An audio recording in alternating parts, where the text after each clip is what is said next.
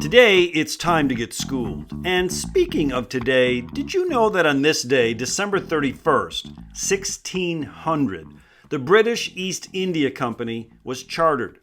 This charter was like no other. What ultimately emerged was a financial enterprise so powerful it could assert its interests around the globe, backing it up with its own armed military.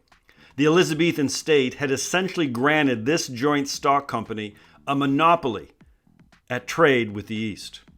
Its nationalistic ventures, according to most historians, helped to fund the British Empire, inspire the American Revolution, humiliate the Qing dynasty in China, and subdue India for empire.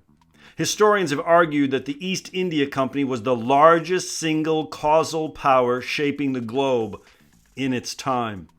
Despite years of political antagonism and financial snags, the East India Company always considered itself too big to fail. And for well over 200 years, that was so. But by the mid-19th century, even the Brits understood that the behavior of the East India Company was no longer defensible. The charter was dissolved in 1874.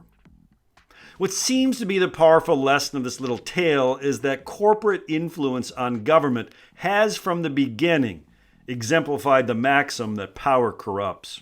We cannot succumb to the tantalizing promises of corporate temptations when making public policy.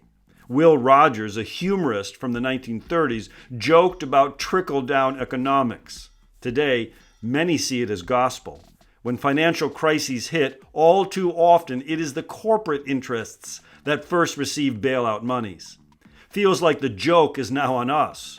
A closer look at the legislative process reflects that both parties welcome corporate and fat cat interests, not only to influence, but actually write public policy. The lessons of the East India Company have fallen on deaf ears. Alan Greenspan wrote, "If a company is too big to fail, it is too big." In the new year, here is to hoping that public policy is written with the common good in mind, and not just for making bigger profits for the almighty corporation. Psst, it's Prologue with Mr. Review. It's a podcast that is actively digging tons of earth to find an ounce of gold, striving for a more perfect union.